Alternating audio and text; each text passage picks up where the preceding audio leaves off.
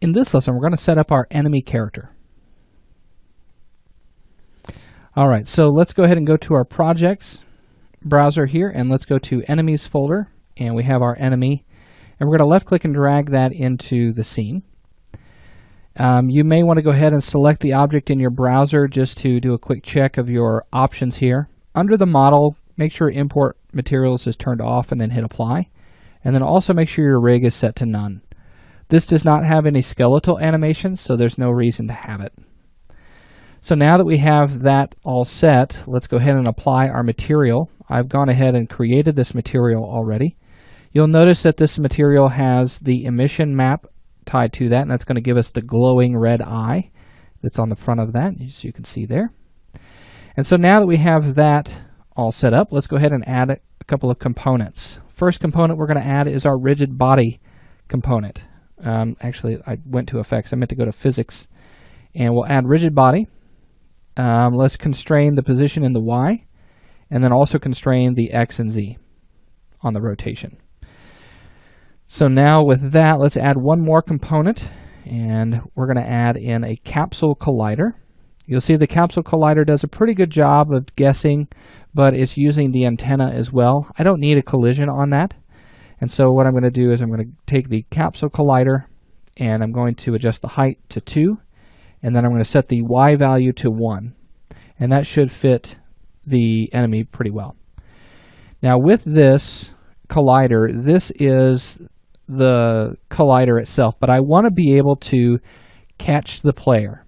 And so I need another collider that is going to basically be the radius around the enemy in which it can damage the player.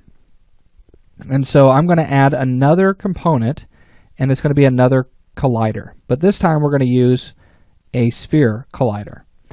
So the sphere collider does a pretty good job. It's set to a radius of 0.5. It's got a height of, or excuse me, not 0.5. I was looking at that. I was like, that's kind of weird. 1.38. Okay.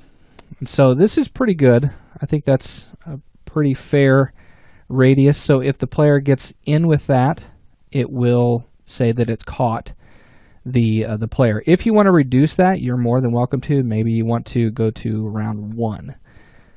So that's totally fine as well. I think that'll work a little bit better. Let's actually adjust the center of that. Let's set that to 1, so that way it's centered up on the object itself. All right. So now with that sphere collider, there's one more important step. Make sure you're paying attention. We need to make sure that we have is trigger turned on. If we don't have is trigger turned on, it will collide with everything out to the spherical radius here. It won't allow the player to actually go in that, and it won't actually detect the player. So we want to use this as a trigger. So anything that has a collider on it can pass through a trigger. And we use triggers to tell it, hey, something is happening. Okay? And so what we want to do is whenever the enemy rolls over the player, we want it to say, hey, I've caught the player, and then it sends out a message and it reduces the player's health or starts the game over. Okay? So now that we have that all set up, I think that's everything that we need besides the script for the enemy. Now on the enemy script, I already have these brought into the project here. So let's go ahead and just take the enemy movement, and let's place that on our enemy object. So let's left click and drag that onto the enemy object, and you'll see that that script has been applied. Now let's go ahead and also create a prefab of our enemy, so that way we can create multiples at the same time without having to deal with recreating the materials and all of that. So let's left click and drag that into our prefabs folder, and it has been created for us. I also did that with the player, just in case you want to just drag the player in at any other time. Okay. So we have our enemy set, we've got our player set, and we have this script. So what happens if we hit play? Nothing. Okay, the enemy doesn't know what to do.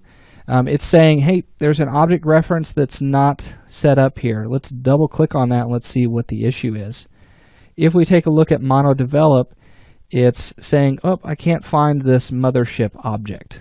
Okay, That's part of the script itself. It's going to detect whether the energy has been collected, and if it has been collected, it's going to stop the enemy from moving. So we don't even have a mothership in our scene, and so let's go ahead and put that in while we're here. So this is technically, I guess, an enemy, and I'm going to bring in let's bring in the enemy mesh again, but I'm going to make this one much larger. And so I'm going to set this to maybe a scale of 5 on the X, Y, and Z. Okay, so we'll make that quite a bit larger. And let's go ahead and rotate it around to where the player would be able to see that. And I'm rotating the desert. I don't want to do that. I want the enemy. Okay, so I'm going to rotate that around to where I can see the eye, okay, from the camera's perspective. And let's go ahead and rename this to Mothership. Now I know it's not a ship or anything like that. I just want to kind of make that pretty distinct there. So then we have the name Mothership. Everything's good there. Pretty happy with that. We could set up a collider with this if we wanted to. Actually, we do need to. I need to set up a physics collider. We'll do capsule collider, and you can see that it's going over the top there. Let's go ahead and set the height to 2.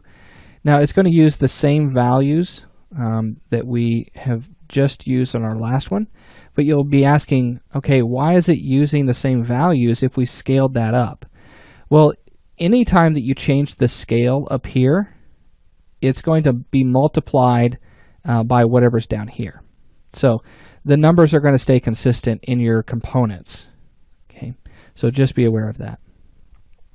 All right, so now that we have that, let's create the collider that we need, or the trigger that we need for the player to actually enter into to make sure that it has been collected. So we could do another physics, we could do another sphere collider if we want, or a box collider. It's totally up to you. I think the sphere collider will work just fine. But this one, I actually want to take the Y value. Oops. Let's do this sphere collider. Let's take the Y value down, and let's try, I think 0 is what I want. Yep. So I want it to sit right at the base like this. And then I'm going to take my radius down, and I'm going to set it to a radius of about 0.8. So whenever actually let's do 1, just make it nice and even. Whenever the player gets close to the mothership, he'll go ahead and just deposit that in there. And there we go. So now that that is set up, let's go ahead and just add our material to that as well. And then we can take the mothership and make a prefab out of it. Now really quickly, before we forget, let's select this, make that sphere collider a trigger. Okay, awesome. So now we'll left click and drag that into our prefabs folder. So mothership, drop that in there. It's going to look very similar to the enemy, but don't worry about that. Okay, it'll be just fine. All right, so now we have that. Let's go ahead and apply our script. So add component, script, mothership. And while we're here, let's go ahead and actually apply that, so that way it's applied to the prefab as well.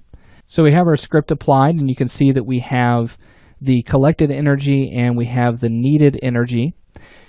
And so the collected energy is basically what the player has collected, has deposited into the mothership, and then the needed energy is going to be the goal. And so the game designer can make this go up or down based on difficulty or something like that. And I'm just going to leave it at a nice solid number of 10 just to get us started. So now that we have the enemy and the mothership all set up, let's go ahead and move on into our next lesson.